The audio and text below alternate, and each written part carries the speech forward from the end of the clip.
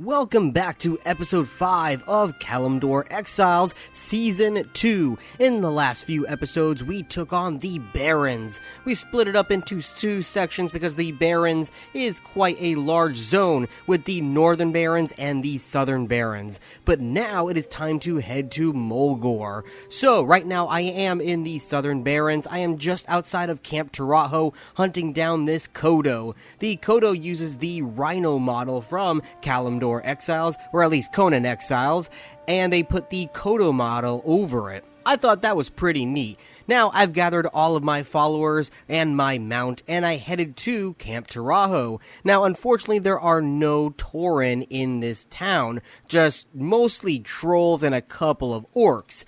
Now, this is where I started to realize that this far out into the game, it is not as developed as the first few zones, being Durotar. Since I last played, there has been a ton of changes to the Durotar zone, as well as a few other areas, mostly in Ratchet and the new Dalaran city, which you'll see in the next episode. But in Mulgore and even in Camp Taraho, there wasn't really as many changes.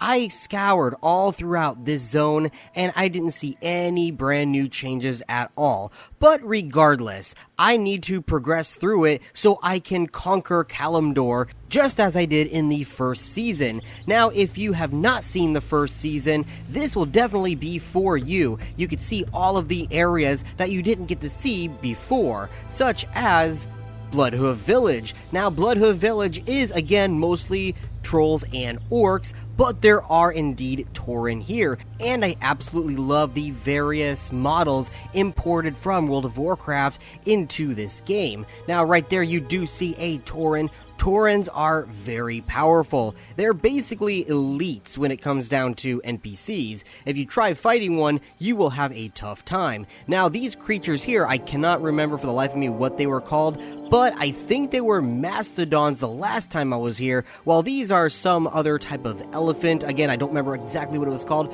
so that was a minor change that I noticed from the last time I played. Other than that, I went around Bloodhoof Village, looting up different chests. It seems to be lower quality items. I took the decorative items like I have been in the last couple of episodes so I could decorate my base as well as the fort that I am planning to make, and it was nighttime, so it was getting really dark out. I light up my torch and continue exploring, only for then to be ambushed the moment I walk outside of the inn. Now, if you remember, this was all recorded during the Halloween event where all of the were-hyenas would come out at night to attack you. By killing them, you get points that you can sacrifice to the god Jebel Sag for various rewards.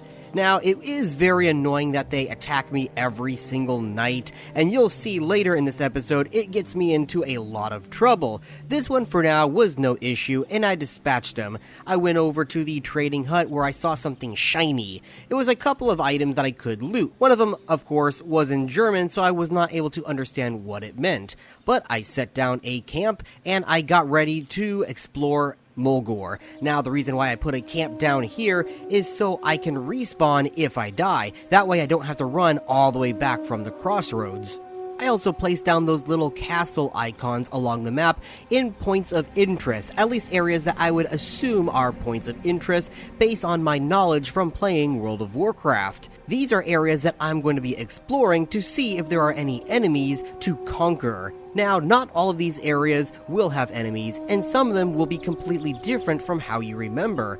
But first things first, we're going to start where it all begins, Camp Narache. Riding up down the road, you get a beautiful shot of the Dalaran city, which I get off my mount in order to take a screenshot that becomes the thumbnail of this video. Now, Camp Narache is not inhabited by Tauren. It is instead inhabited by humans. These I do not believe are humans of the Alliance. These are just simply Sumerians, which drop a lot of very good endgame loot, at least something to get started until you can craft your own epic quality gear. I even find a lot of tier 4, or also known as named thralls here, such as the Accursed Berserker, which is actually a very good NPC to tame, but I do not have any of the supplies needed to tame as of right now, so that's gonna be something that I come back for later on. For now, I wipe out all of them, using my helpers in order to help take on the numerous enemies. If I was by myself, I would not have been able to do this. Now, these are also the same enemies that gave me a really hard time in the Northern Barrens, and considering that I'm taking these guys on, it means I can go back and finally finish that area near my base. Regardless, I take all of them on, kill them, and I loot the chests in the nearby area. Again, they drop very good loot from Cimmerian gear. Sometimes on rare occasions you can find star metal, but for now I just grabbed what I could and I headed down south to the Bramble Ravine. Now, the cave that leads to the Bramble Ravine, the last time I played was very buggy. Like, all of the enemies, including enemies and my NPCs that followed me, got bugged out and didn't want to move, and sometimes they T-posed. But luckily this time, that didn't happen. Of course, I forgot about the sandstorm beast that was just outside of the cave, so as I turn to look at the dragon, I get my ass jumped by the beast, which completely knocked me over. Luckily, my followers rushed in and took him on, so we managed to defeat him no problem. Even Chocho got a slap in. Now, the real treasure of this area is the black ice. Black ice is what you need in order to make star metal bars. I also think you need it for other things besides that in terms of crafting materials, but what I primarily need it for besides the star metal is going to be for my black ice building material that I'm going to be using to build my fort in the Barrens. There's a ton of black ice here, so I gather as much as I can and give it to my followers to carry as it gets quite heavy, taking on the sandstorm beast as I go. What's also interesting is that this area has obsidian, which I mined in order to make mithril, which is an endgame material for this mod. But before I leave the ravine, I decide to take on this mighty dragon. Now, if you see under its little health bar there are 3 skulls. That signifies that this is a world boss, one of the strongest creatures in the game. Luckily, with all of my various followers wearing various levels of gear, primarily I would say mid to high ranged gear, we are able to take on the dragon, though it was a bit difficult as you see some of my followers have very low health with minor healing abilities. When the dragon does go down, it drops some pretty good stuff. Gold, of course, the hardened steel spear, as well as some heavy padding, which is great for endgame gear. I use my meat cleaver in order to try and get a head to mount on my wall. Luckily, I got it in the first swing, so I was able to harvest the rest of it with my pickaxe, which gives me a ton of brimstone, which is a highly needed resource in order to progress in this game. Leaving out of the ravine, I decided to head north, hugging the left wall of Mulgore, where I run into 3 lions. It is very rare in Conan Exiles to find 1, let alone 3 of them next to each other. These are considered mini-bosses and drop actually some pretty decent loot, albeit a bit RNG, as it's not always the same thing every time you loot them. But considering I had all of my followers, we were able to take them on. If I was by myself, I don't think I would have been able to do it, but they drop anywhere from alchemic base, which is very needed resource. I even got some steel fire, which is an okay middle of the line resource because that's what you use to make steel, and you can even get demon's blood, which is for alchemic mixtures later on. Now then, I head to the dwarven area, the dwarven mining area rather, where there are a ton of rock noses. Now the rock noses were here the last time I played, however there are a different variety of rock noses. Now this was a change made into Conan Exiles, where instead of all of them just being rock, some of them symbolize the different types of stone in the game, from obsidian to black ice to even iron. It's actually quite interesting. Sometimes you can even find brimstone ones. They're all color-coded differently. Sometimes they have spikes and all different types of customizations added to them. Now, once I kill the Rock-Nosed King, loot his head to mount on my wall, I head further north. Now, this cave in World of Warcraft is where a lonely Tauren Shaman would be, and this is where you would do a quest if you are a Tauren player. However, there is no Shaman here, just a bunch more Sumerians, and I think some of them are part of the Alliance, as one of them is called a Alliance soldier. There are also more named thralls, such as Ulrich the Accursed, which is again another great thrall to tame, but alas, I don't have any of the taming items needed in order to gather them, so I will have to come back later. But of course, I'm sure you're all waiting for Thunderbluff. That is the main attraction of today's video. Well, since I have now finished most of Mulgore, and I will be saving the Venture Co cave for another video, it is time to finish this off with Thunderbluff. So I head up the elevator to the first plateau, which is mostly a trading district. Here, there are a ton of Tauren, as you see here, many of them wearing different types of armor, some of them from Conan Exiles, and some of them imported from World of Warcraft itself. Now, looking at the Tauren model, I did mention this in Season 1, but it looks like it's a head option that's added to a human that's just really tall in order to make it appear as if it is a Tauren. I kind of wish that that headpiece was available to the player so that the player could play as a Tauren. After all, there are different head customizations to play as an orc, which I am, or play as a troll, and even an elf, and I'm sure there are ways to make yourself look like a dwarf, and of course just a normal human. So I would really like it if they made the Tauren playable in this mod pack. Regardless, I go around the trade district of the Thunderbluff area, and I loot as many chests as I can. There is even a stable area where you can get baby horses, so it'd be easy access if you wanted to build your house in Mulgore. I find a lot more customization and decorative items in the various chests. The items themselves are of middle iron quality, which is fine. I take some of it and I give it to my followers, though our bags are getting quite full after pillaging all of the various human areas from earlier, not to mention all of the star metal required items, such as the black ice and the obsidian.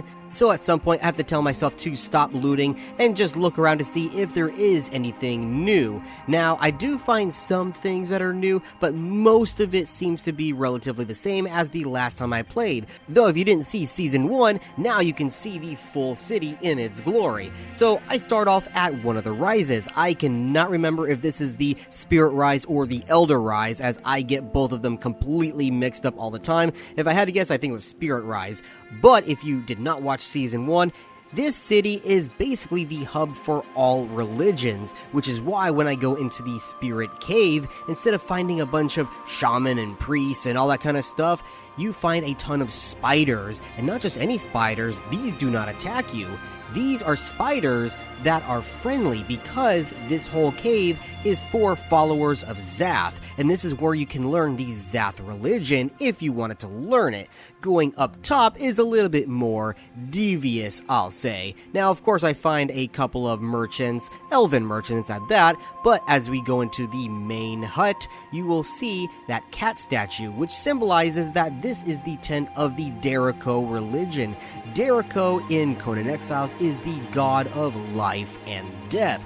Basically, you have sex and then you kill your partner. That's how this religion works. So as you see, yes, lots of interesting things going on in this tent. I look around a bit more. I find a statue of Mitra for some reason. That's basically like having sex in front of God of all things.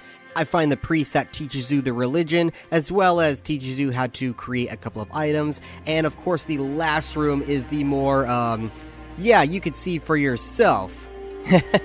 Looks like these people are into some very strange things and are having a blast. But I didn't want to overstay my welcome and decided to leave the party in order to head to the next rise. But before I head to the next rise, I stop at the middle tier, which has become kind of like a Blood Elf area. I found a Horde Zeppelin, which I thought was pretty interesting. I noticed that I could interact with it, so I tried clicking on it only to accidentally pick it up. Whoops, don't worry, I'll put it back. There, I put it back exactly as I found it. Yeah, don't go clicking things that you're not sure what they are. And I learned that later, as right in front of me there is a teleporter. I go around it noticing it was a teleporter to check inside. It is basically a Blood Elf section of the city, with Lady Leodrin of all people and her simps next to her. Yeah, this is basically a fanboy area, so I decide to turn back around and see where the portal would take me, which is surprising because the portal takes me to a Blood Elf area.